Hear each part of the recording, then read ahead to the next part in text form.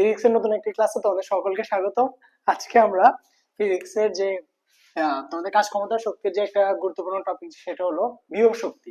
বিভব শক্তি বা potential energy, বিভব শক্তি যাকে তোমরা অনেক সময় বিভব শক্তি বা স্থিতিশক্তি নামে চিনো, স্থিতিশক্তি নামে চিনো, সেটা নিয়ে আজকে আলোচনা করবো। এটাকে ইংলিশে কি বলে? এটাকে ইংলিশে বলে পটেনশিয়াল এনার্জি।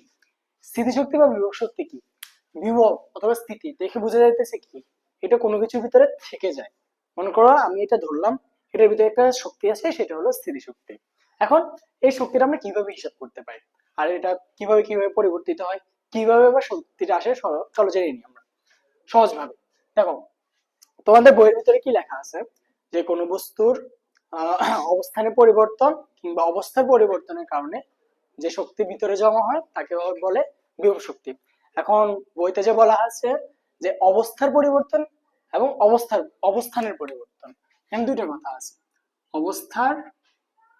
অবস্থার মোর স্পেসিফিকলি বললে, এখানে যদি আমরা বলি ভৌত অবস্থার, ভৌত মানে বাইরের অবস্থা আর কি, ভৌত অবস্থার পরিবর্তন বা কি বলে ভৌত অবস্থার পরিবর্তন বা অবস্থানের পরিবর্তন। অবস্থান তো আমরা চিনি বোধ হয়। অবস্থান বলতে মনে করো কোনো কিছুর অবস্থান বোঝায়।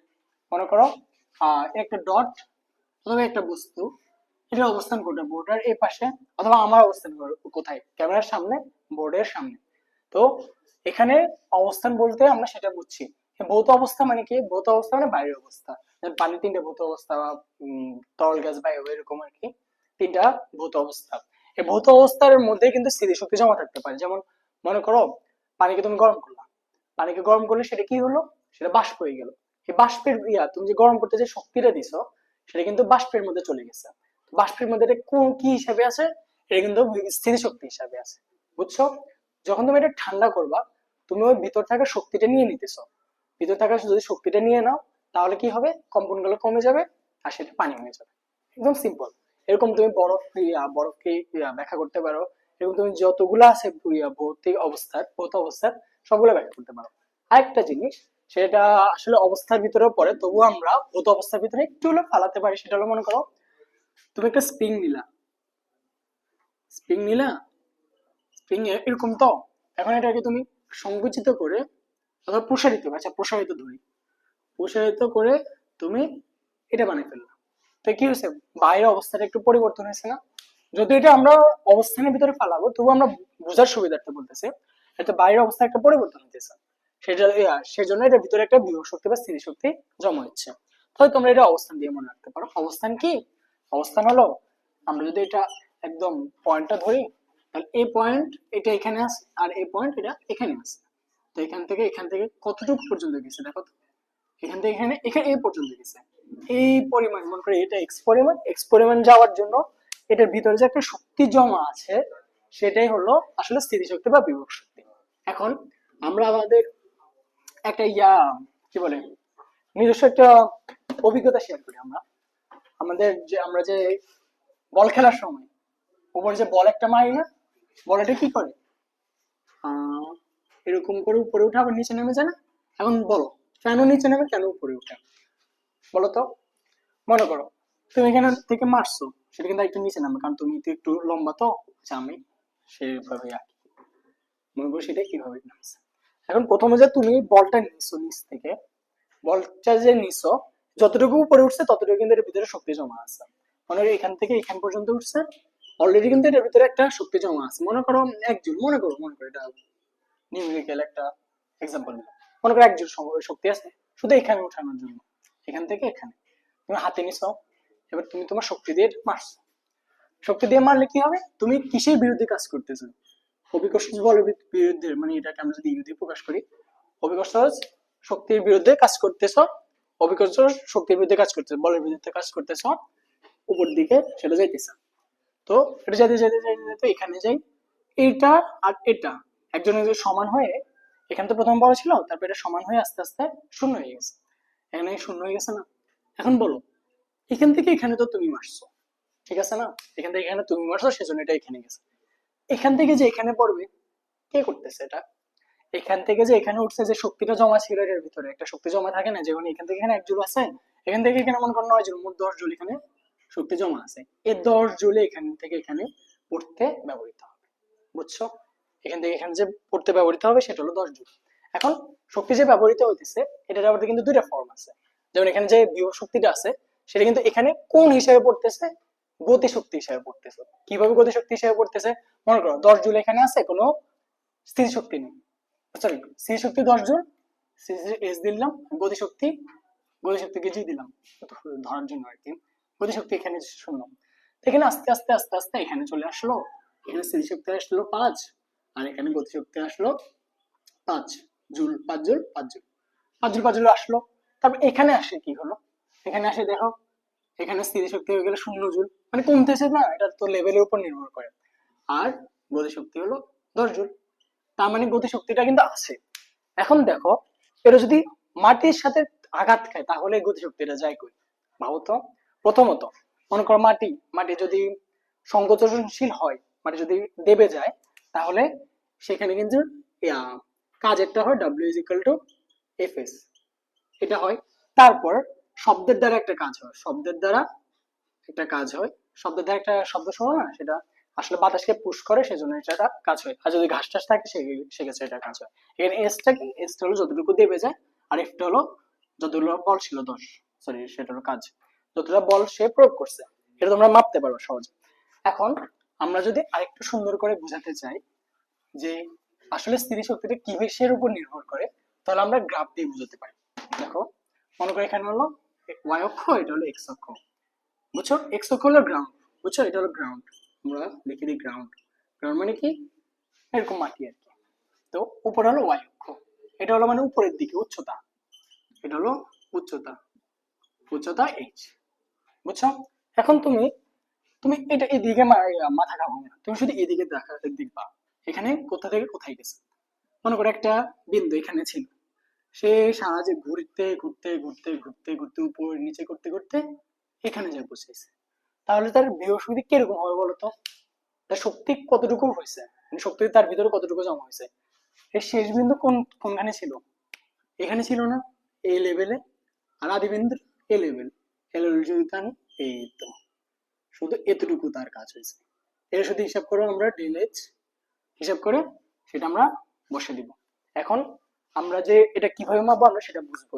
দেখো প্রথমত তুমি যে এটাকে নিচ থেকে উপরে তুলছো, তুমি কার বিরুদ্ধে কাজ করতেছো? তুমি কিন্তু অভিকর্ষ বলের বিরুদ্ধে কাজ করতেছো। এখন অভিকর্ষ বল কোনটা? মনে করো এটা একটা বল, এটা হলো অভিকর্ষ বল এফ ধরছে। তো এফ জি, আচ্ছা এফ জি ধরো, এফ জি ধরলে কাজ W কি Fs না? W Fs।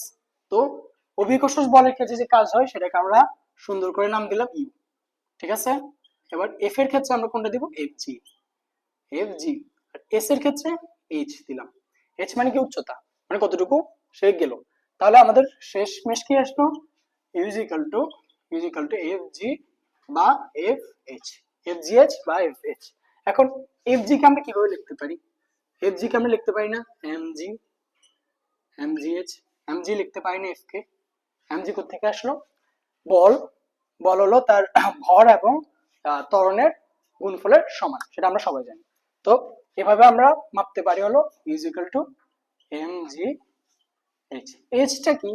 এইচটা হলো সমানের পার্থক্য, মানে উচ্চতার পার্থক্য। তুমি এখান থেকে এখানে গেছো, এখান থেকে যে তোমার কতটুকু দূরত্ব হয়েছে, দেখো দূরত্ব কতটুকু না, কিন্তু সরণ কত? সরণ মাত্র এতটুকু। আমরা কিন্তু এখান থেকে এখানে হিসাব করবো না, আমরা শুধু লেভেলটা ইউজ করবো, শুধু লেভেল মানে ওয়াইকে উচ্চতা দিয়ে কতটুকু সরণ হয়েছে, বুঝছো? এটাই হলো আমাদের স্থিতিশক্তি বা বিভব শক্তির কনসেপ্ট। আরেকটা জিনিস মনে করো স্প্রিং এর ক্ষেত্রে আর কি, স্প্রিং রাবার ব্যান্ড যা ইচ্ছা তোমার তা মনে করো, আমরা স্প্রিং এর ক্ষেত্রে এইভাবে কি কেন হিসাব করি না? কারণ স্প্রিংটা শুধু এদিকে আর এদিকে, এদিকে আর এদিকে নড়তে পারে, মানে একটা অক্ষেই আছে, বুঝছো? সেক্ষেত্রে আমরা এক্স অক্ষ মানে ওয়াই অক্ষকে ফিক্স ধরে, এক্স অক্ষে ওয়াই অক্ষে একটা ফিক্স ধরছে, এক্স অক্ষের দিকে শুধু ক্যালিব্রেট করি, মানে না চাই। সেক্ষেত্রে এদিকে আসলে বাড়বে, এদিকে আসলে কমবে, মানে একটা নিউট্রাল পয়েন্ট, মনে করি একটা নিউট্রাল পয়েন্ট, এদিকে গেলেও বাড়বে আবার এদিকে গেলেও বাড়বে, আবার এদিকে আসলে কমবে আবার এদিকে আসলে কমবে, মানে এই জায়গায় আসলে শূন্য হয়ে যাবে, বুঝছো সেটা? আশা করি তোমরা তোমাদের মধ্যে বিভব শক্তির বা স্থিতি শক্তির কনসেপ্ট গুলো একদম পুরো ক্লিয়ার হয়ে গেছে। আমরা ছোট্ট একটা অঙ্ক করব, ছোট্ট একটা অঙ্ক করলে তাহলে সবটা ক্লিয়ার হয়ে যাবে। দেখো হ্যাঁ, এখন দেখো আমাদের এখানে যে ইয়াটা আছে কি বলে অঙ্কটা আছে, সেখানে কি বলছে, একজন লোক তার সাথে 2 × 10⁻³ গ্রাম এউ মানে কি স্বর্ণ, স্বর্ণ নিয়ে মহাকাশের শুরুতে গেল। মহাকাশের শুরুতে, এটা কিন্তু একটা কি পয়েন্ট, এটা মাথায় রাখো।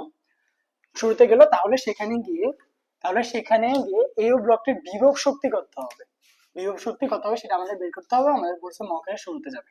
এখন মনে করো তুমি কিছু জানো না, তুমি শুধু একটা সূত্র জানো, সেটা হলো, সরি, সেটা হলো A is equal to M G H, A U is equal to M G H, তুমি এটা জানো, শুধু এটা জানো। এখন দেখো তোমাকে কি দেওয়া আছে, এটা কি ভর, এটা ভর না, ভর দেওয়া আছে। জি, জি তুমি জানো, জানো এটা।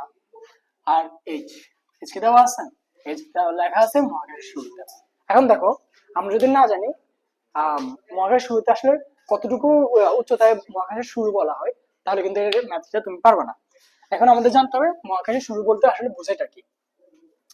দেখো মহাকাশের শুরু আন্তর্জাতিকভাবে স্বীকৃত আর কি, মনে করো এটা হলো আর্থ, এটা হলো আর্থ, এটা যদি আর্থ হয় তাহলে এটা হলো বায়ুমণ্ডলের শেষ স্তর। মনে করো আসলে বায়ুমণ্ডলের শেষ স্তর না, বায়ুমণ্ডল একটু আছে, তো সেখানে এত নগণ্য, সেখানে কণা একদম কম, যেহেতু সেখানে আসলে বাতাস নাই ধরা হয়।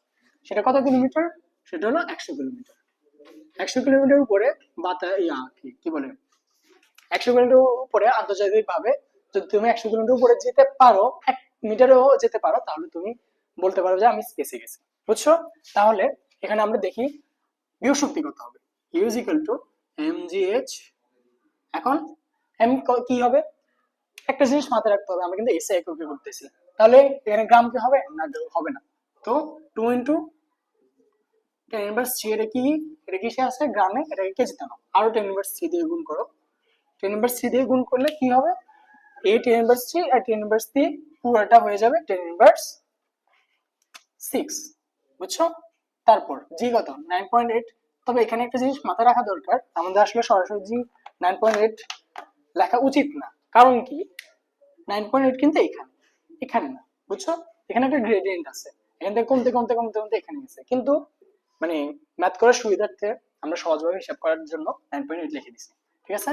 তারপর এইচ, এইচ কত, 100 কিলোমিটার।